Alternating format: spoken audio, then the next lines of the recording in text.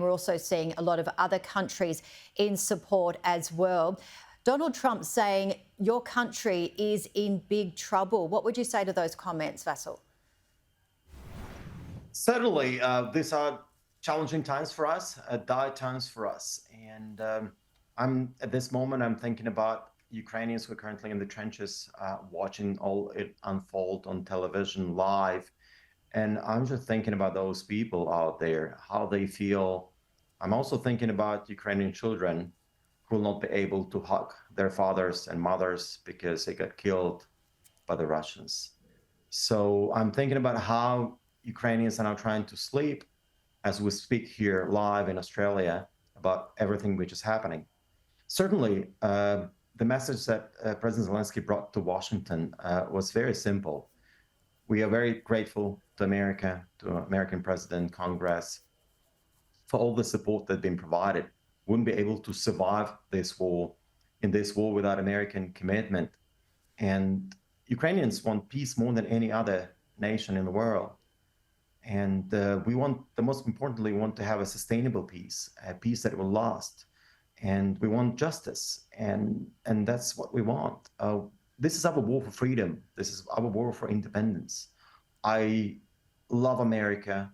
I've been to America many times. I was on a high school exchange program when I was just 15. I still have an American accent.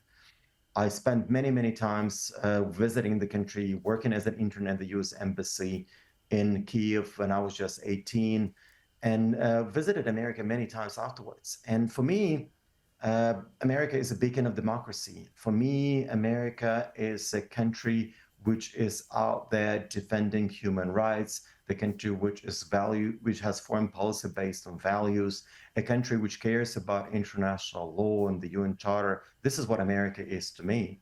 And of course, we cannot survive without American support. Security in Europe depends on American commitment to Europe and to the security in Europe. And global security is actually depends on American leadership. And I think, of course, it's unfortunate that there was this, the way it played out, but I will leave it to President Zelenskyy to provide further comments. But certainly, I'm very thankful to the statement made by Prime Minister Anthony Albanese, statements coming from the leader of opposition as well. And this is because for me, my mandate is here in Australia and New Zealand, and my job is to make sure that we are out there together. And this is what I'm trying to communicate here. Vasyl, we spoke previously to our guest, Deputy Press Secretary to President Clinton, Jim Kennedy. He said that he believed that both leaders, both Trump and Zelenskyy, perhaps need to provide a bit of give and take. What would you agree? Would you agree on that? How would you explain that give and take? Well, I guess just in terms of providing a little bit of leeway in, his take on that. It's not mine, but give and take in return, in response to, I guess, the Fox host reporter saying that Donald Trump saying that he needed to apologise, giving a bit of leeway. I will leave it up to President Zelenskyy to comment on it. I'm sure he will talk to to Fox News again. What I know is that all the Fox journalists were applauding on the way out when Zelenskyy left and done that interview. All the staff of the Fox News were in the studio at the time. They were applauding to President Zelenskyy as he was leaving the studio. And for me, this is very heartening. Everybody understands what's going on.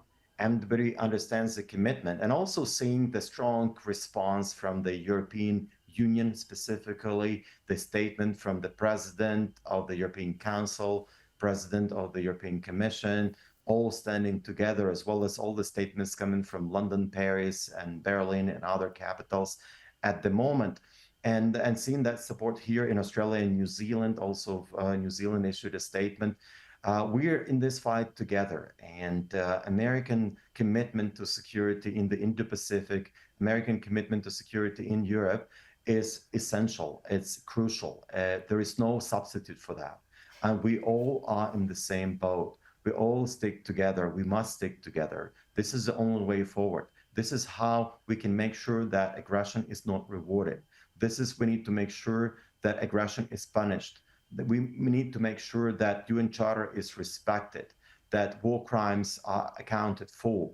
We need to make sure that we are out there protecting the right thing. And most importantly, it needs to be fair.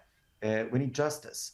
And I think every Australian can relate to that because we're being bullied by Putin. Ukraine is being bullied by Putin. Ukraine is being killed by Putin. We know who is an aggressor. Putin killed 38 Australians in 2014 on board of MH17. Putin has been killing Ukraine for the past 11 years. And this is what is happening. And see how our other authoritarian leaders here in the region are looking at it. We want peace more than anybody else, but we want sustainable, just, and comprehensive peace. And it's impossible without American commitment. We will not surrender. We'll keep on fighting. But we can end this war much faster with American backing, with American support, with Europeans involved, with other global leaders of democracies involved. That's the only way forward. Vasyl Myroshnychenko, thank you so much for joining us today. Thanks for having me.